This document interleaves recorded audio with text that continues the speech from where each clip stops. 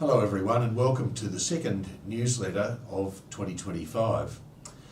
The film The Conclave details some of the machinations of cardinals electing a new pope.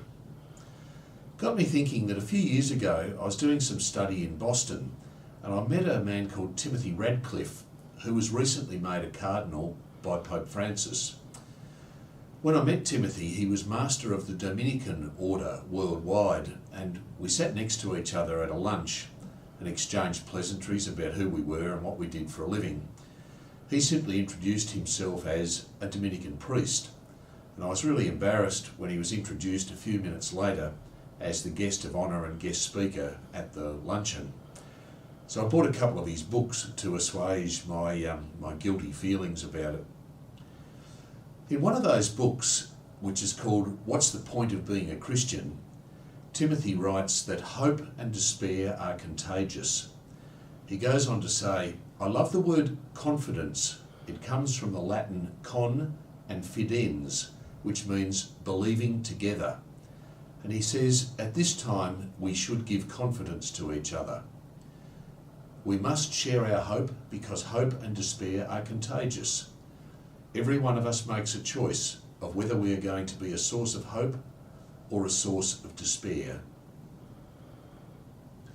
Life can be challenging and it's easy for us to become disheartened. But in this year of Jubilee, we're challenged to be hope-filled ourselves and become a source of hope for others. Last week, our 2024 McNeil Cup winner, Michael Ahern, addressed the awards ceremony. And he spoke a lot about hope. With his permission, I include the last few lines of his address.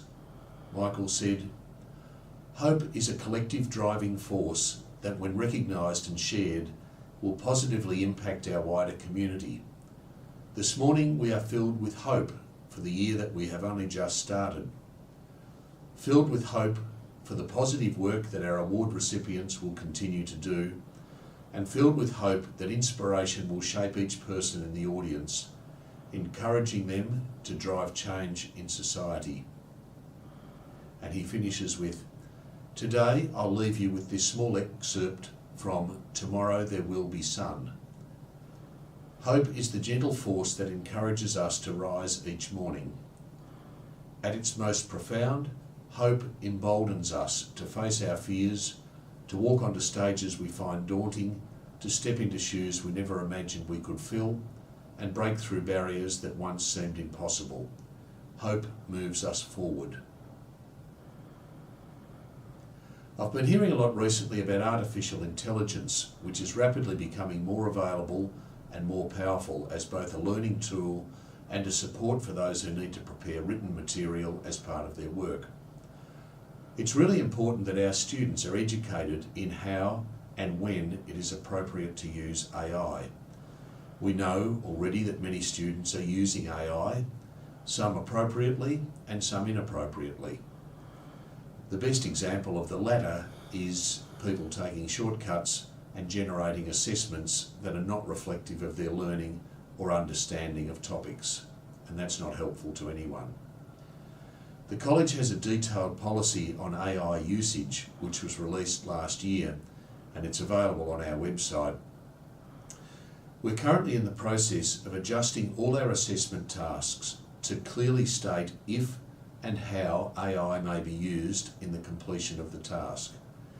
If AI is permitted in any capacity, then students will be explicitly taught how it's to be used.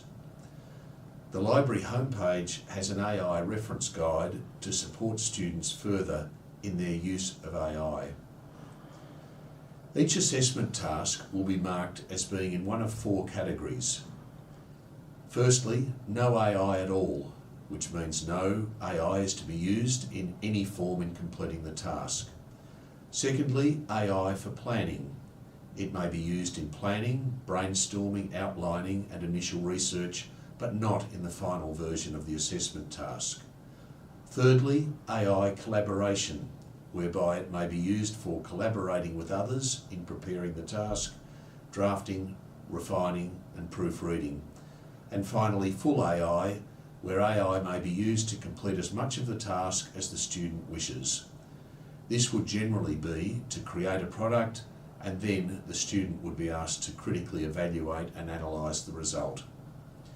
When AI is permitted in an assessment task, there will always be explicit instruction from the teacher as to how it's supposed to be used. There are many different programs that use AI, some of which pose additional risks to online safety and privacy. Copilot is the Microsoft product which offers mitigation of most risks of this type. Hence, this is the product that we are encouraging all students to use when they're using AI. And we'll be providing further detail to all families in coming weeks about this. Last Friday, our athletics carnival was run and won, and congratulations to Brophy on their victory. Next Thursday, February 27, we'll compete in the Associated Catholic Colleges Athletics. This is one of our major events for the year. We're always competitive, but sometimes we miss some of our elite performers due to other sporting commitments, and that makes it really difficult for the team. I hope next week we'll have a full strength team available, and I wish them well. The next newsletter will feature Lisa Pope talking about data. God bless.